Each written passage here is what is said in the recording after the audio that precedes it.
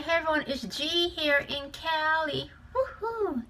It's Friday, February 23rd, 2018. Woohoo! Welcome to my daily health tip. It's Friday. This is the last tip of the week, guys. Hope you guys are having a fabulous day. So today I'll be talking about 7 fatty foods that can help you reduce belly fat. So if belly fat is a concern, that's an issue, then these are foods that's going to help you reduce belly fat. So I'm getting this information from Dr. Kareem. I'm a part of his newsletter. He's got a nutrition and an anti-aging health newsletter that he sends out tips about our health every day, all about nutrition. It says all about nutrition and how it affects our health. Okay, so again, it's from Dr. Kareem, and he's got always have great articles. I love reading his articles. I'm learning so much from him about nutrition, and our health, and how to slow down, how to help with, anti-aging as we're aging, how to help us, age gracefully by the way we, by what we eat. So good, say, hey brother, welcome. Woohoo! So here we go. Number 1 food. You guys ready? Again, these are foods that's gonna help, fatty foods that's gonna help reduce belly fat. Number 1, super dark chocolate. At least 72% cocoa content or higher, okay? It might not be a secret anymore, but yes, dark chocolate, not milk chocolate, can be a very healthy food, even though it is technically calorie dense. So yes, it may have more calories because it is chocolate. However, super dark chocolate is the first food here with at least 72% cocoa. Is going to help reduce belly fat. So hey Kelly, welcome. Woohoo! How you doing? So Sally. How you doing, Sally? Welcome. Woohoo! So I got Sally's on. I have my brother Marlon is on. Welcome. So okay. So here's the thing about about super dark chocolate with at least 72% cocoa. Make sure it has at least 72% cocoa, guys. Okay. So also some brands of dark chocolate that are in the mid 70s in percentage of cocoa content or higher can have a fairly high ratio of fiber content. I've seen some brands have 5 grams of fiber out of 15 grams of total carbs, and relatively low sugar content compared to the amount of healthy fats. In fact, that's one of the tricks I use to select a good quality coffee. Again, we're talking about Dr. Kareem.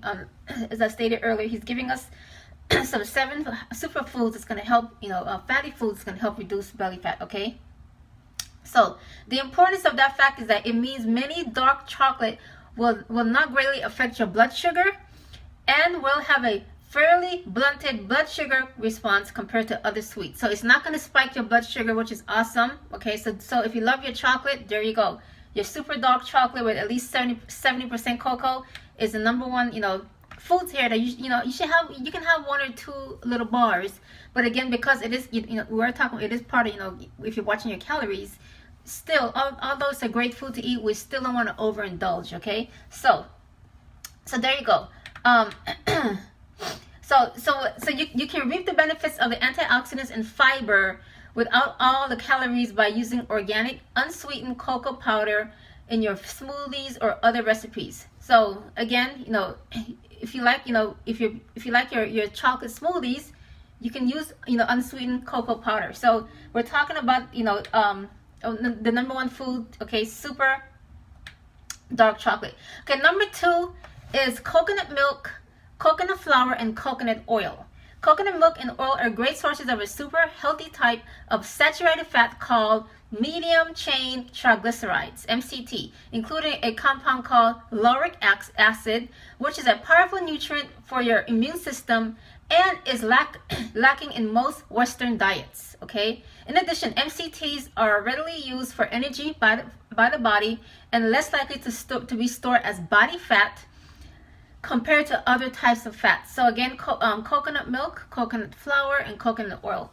Along with coconut milk and coconut oil as healthy fat choices, we've also got coconut flour as a healthier flour option for baking. That's what I use for baking, coconut flour. Coconut flour is an extremely high fiber flour alternative.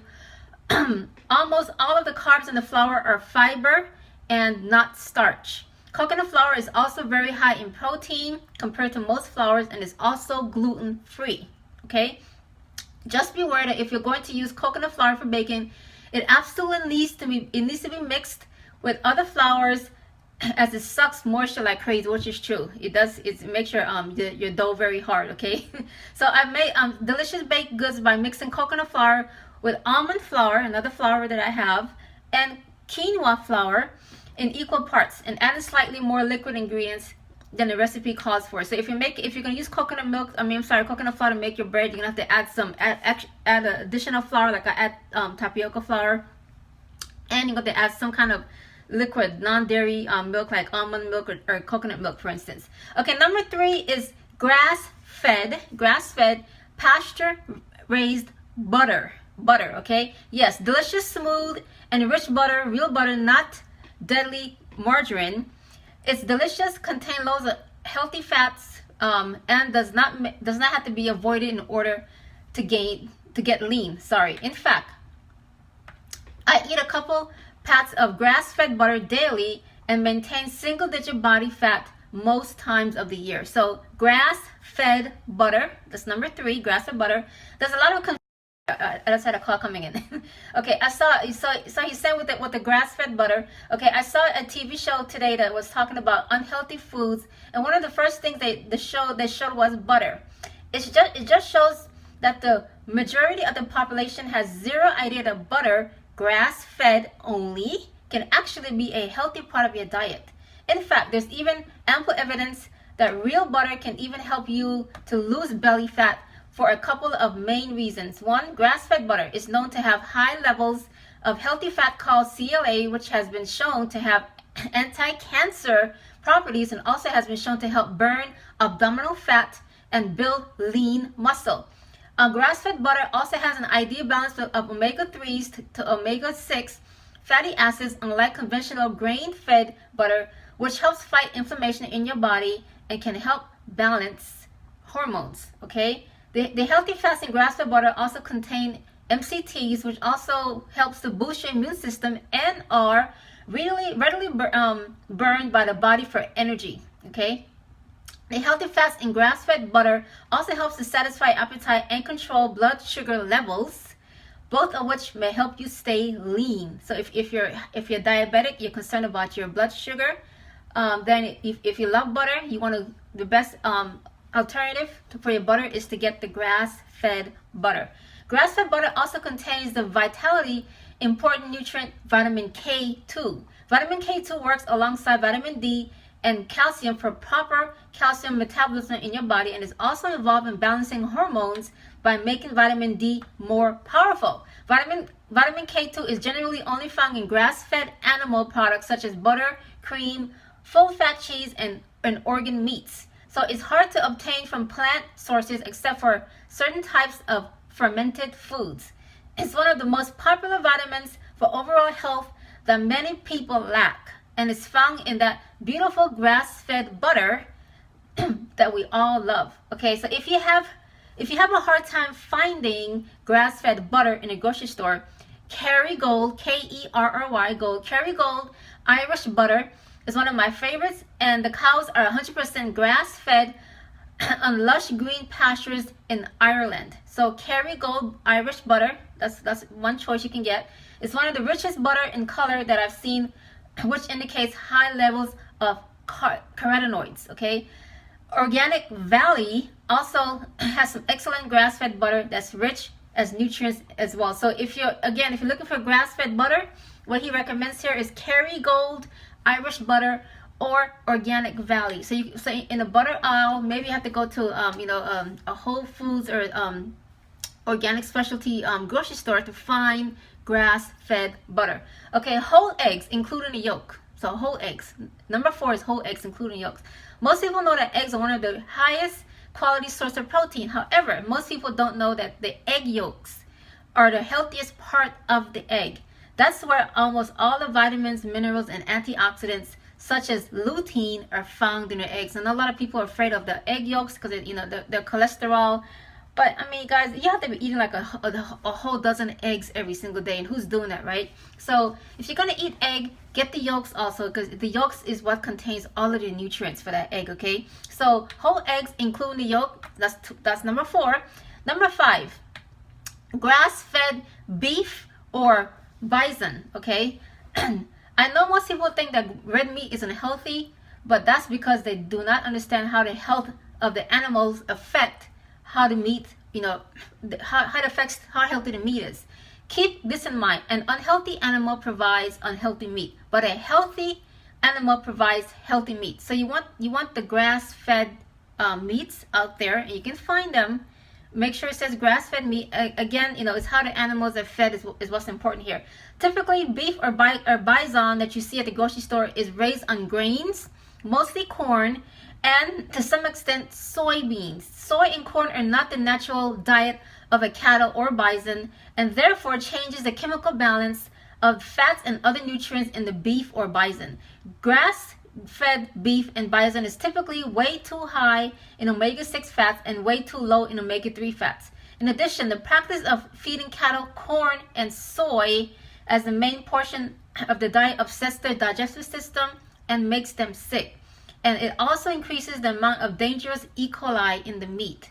This is not the case with grass-fed meat. So typically, as shown here, the meats that are out there,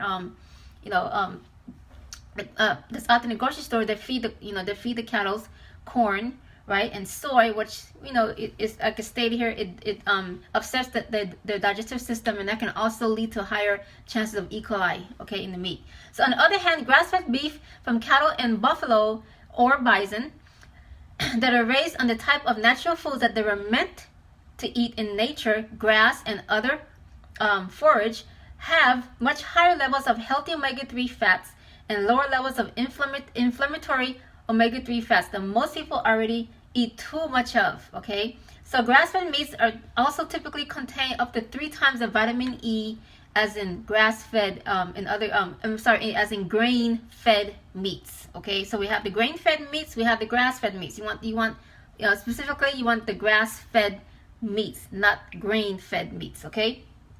So grass-fed meats are a little harder to find, but ask your butcher or find a specialty grocery store, and they usually have cuts available. I've also found a great site. So he also lists a site here that you can go to and shop for grass-fed meats. Okay, so again, when you go to the grocery store, ask the butcher if they have any type of grass-fed meats there, and see. Let me know if you guys are having any kind of issues finding grass-fed meat. But ideally, this is the meat that we should be eating, is the grass-fed meats. Okay, number 6 is avocados. Even though avocados are typically thought of as a fatty food, they are chock full of healthy fats. Not only is it a fruit, which I didn't know was a fruit. Avocado is a fruit.